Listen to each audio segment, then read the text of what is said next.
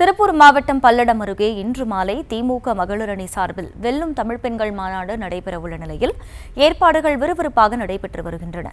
கூடுதல் விவரங்களை செய்தியாளர் சரவணன் வழங்க கேட்கலாம். சரவணன், வணக்கம். இந்த மாநாட்டில் எவ்வளவு பேர் கலந்து கொள்வார்கள் என எதிர்பார்க்கப்படுகிறது? அந்த களத்தில் என்னென்ன ஏற்பாடுகள் எல்லாம் செய்யப்பட்டிருக்கு? முழு விவரம். வணக்கம் மேடம். அதாவது இன்ற மாநாட்டில் சுமார் மாலை 4 மணி அளவுல துவங்க உள்ளது. இதுல 1,00,000த்திற்கும் மேற்பட்ட பெண்கள் மட்டுமே கலந்து கொள்ளக்கூடிய வகையில ஏற்பாடுகள் செய்யப்பட்டு வருகின்றன. அதாவது திருப்பூர் மாவட்டம் பல்லடம், அதாவது திருச்சி கோவை தேசிய நெடுஞ்சாலையிலேயே இந்த மாநாட்டு பந்தலானது அமைக்கப்பட்டிருக்கிறது.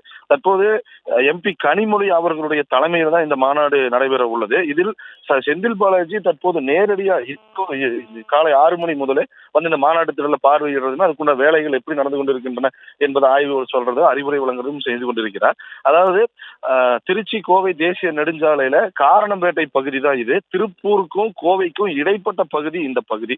இந்த பகுதியில மாலை 5 மணிக்கு முதல்வர் மேடை ஏறுறதாகவும், முன்னதாக MP கனிமொழி, உதயநிதி ஸ்டாலின் மற்றும் கட்சி பெண்கள் மாநில மாவட்ட நிர்வாகிகள் என பலரும் ஒரு 40க்கும் மேற்பட்டோர் மேடையில அமர்ந்து கொண்டு தற்போது சிறப்புரை ஆற்ற உள்ளார்கள் என்றுமே இந்த மாநாட்டு ஏற்பாடுகள் தற்போது தீவிரமா நடைபெற்று வருகிறது. இந்நிலையில வரக்கூடிய பெண்கள், அதாவது 1,00,000க்கும் மேற்பட்டோர் பங்கேற்கக்கூடிய இந்த பெண்களுக்கு வெயில் இருக்கக்கூடிய ஒரு சூழ்நிலையிலுமே தண்ணி தாகங்கள் எடுக்கக்கூடாது, வயிற்றுக்கு தேவையான உணவு பொட்டலங்கள் வேணும் அப்படிங்கிற ஒரு காரணத்தெல்லாம் காட்டி ஒரு முதல்வர் MK ஸ்டாலின் மற்றும் உதயநிதி மற்றும் MP கனிமொழி புகைப்படம் பொறித்த பைகளுக்குள்ளாக மிக்சர் பாக்கெட், ஸ்வீட்டு, மாசா மற்றும் ஒரு 10 உபகரண பொருட்கள், ஸ்நாக்ஸ், இந்த மாதிரி ஒரு 10 உணவு பொட்டலங்கள் வழங்கிய ஒரு பை அங்கங்க சேர்களிலே இப்போதே வைக்கப்பட்டு விட்டன.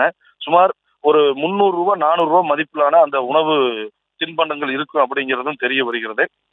இந்நிலையில இந்த ஏற்பாடுகள் தற்போது பெண்கள் வருகைக்காக ஆயத்தமாக இருக்கிறது. ஆங்காங்கே வாகனங்களுமே பெண்கள் வந்து கொண்டிருக்கின்றன. ஆண்களுக்கு இந்த மாநாட்டுக்குள்ளாக இடம் இல்லை என்பதும் திட்டவட்டமாக தெரிவிக்கும் நிலையில தற்போது இந்த மாநாட்டு ஏற்பாடுகள் தீவிரமாக நடைபெற்று ஆயத்தமாக உள்ளது.